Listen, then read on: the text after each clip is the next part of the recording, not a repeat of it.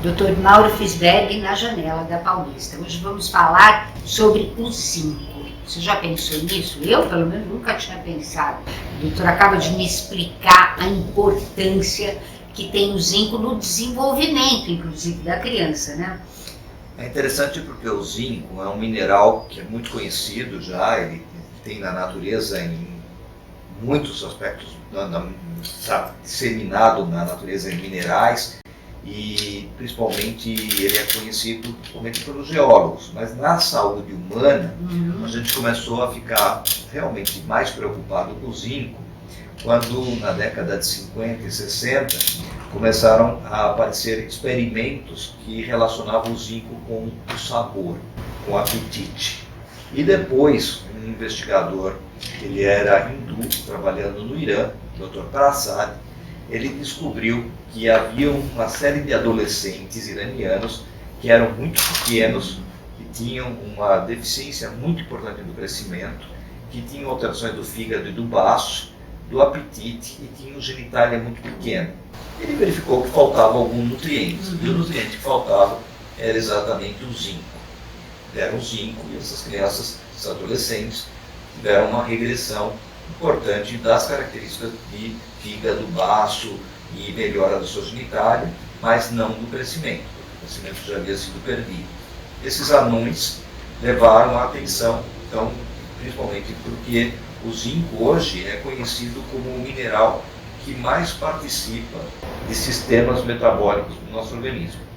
Hoje, pesquisas recentes mostram que mais de 400 sistemas enzimáticos dependem do zinco, ou diretamente ou o zinco como colaborador. Então, o zinco participa do crescimento, do desenvolvimento, da inteligência. O grande problema do zinco é que ele é um metal que foge. A gente não consegue fazer o diagnóstico muito fácil da deficiência de zinco. Nós temos, por exemplo, a possibilidade de determinar zinco no sangue, no plasma. Mas como outros minerais, por exemplo, quando existe falta de um metal na circulação, os órgãos que retêm esse mineral jogam para a circulação. Então, principalmente fígado, baço, próstata, rins, todos esses órgãos acabam jogando o mineral para a circulação para funcionar mais adequadamente onde precisa.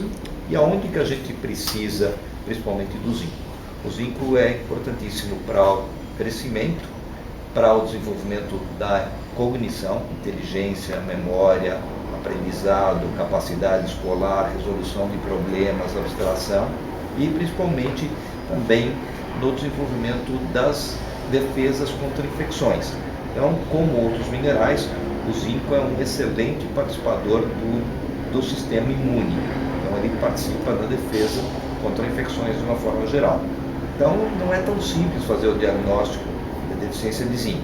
Quando eu tenho deficiência no plasma, por exemplo, deficiência de zinco sanguíneo, eu sei que eu tenho realmente deficiência de zinco. E aí eu suplemento e acabou. O problema é que na maior parte das vezes o zinco está normal e eu posso ter deficiência de zinco onde eu não preciso. Aí eu tenho que fazer como você falou, os órgãos jogaram para a circulação. E aí o que eu faço, na verdade, é fazer um diagnóstico da ingestão do zinco na alimentação. Sim. E aí eu posso fazer um balanço e a gente sabe que o zinco está em alguns alimentos que nem sempre são muito frequentes na alimentação da gente. Então o zinco é um grande frequentador das ostras, dos frutos do mar, da carne vermelha, dos peixes depois. Então não é tão frequente a utilização desse mineral. E os vegetais contêm zinco, mas em quantidades menores e com menor biodisponibilidade, quer dizer, menor aproveitamento. Então a gente acaba tendo uma dificuldade, principalmente em grupos que restringem, por exemplo, a carne, os peixes, não comem frutos do mar, e aí a gente tem uma dificuldade maior. Eu posso ter uma diminuição da estatura, eu posso ter uma diminuição do potencial de estatura, eu vou ter um indivíduo que pode ter alteração no gosto, a gente chama de disgeusia, quer dizer, uma alteração no sabor, eu não reconheço o sabor de um determinado alimento, ou eu posso comer alimentos que não são alimentos, comer coisas cruas, comer macarrão cru, arroz cru, por exemplo. Eu tenho uma criança que só come arroz cru, então são alimentos diferentes, como o ferro. O ferro, por exemplo, você pode comer terra, você pode comer parede, porque é uma coisa que a gente chama de geofagia, o ferro também está participando do sistema de reconhecimento do sabor. Só que o zinco também participa muito da inteligência.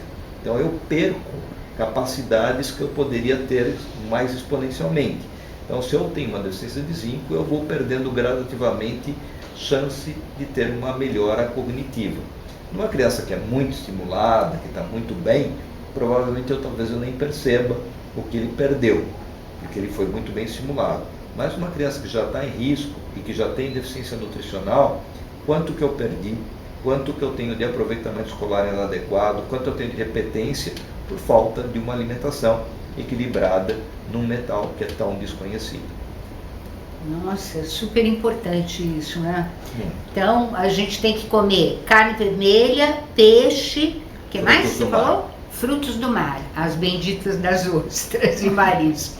Ok. Você fala que ostra é super fácil, porque a gente come todo dia, né? É super tranquilo comer zinco.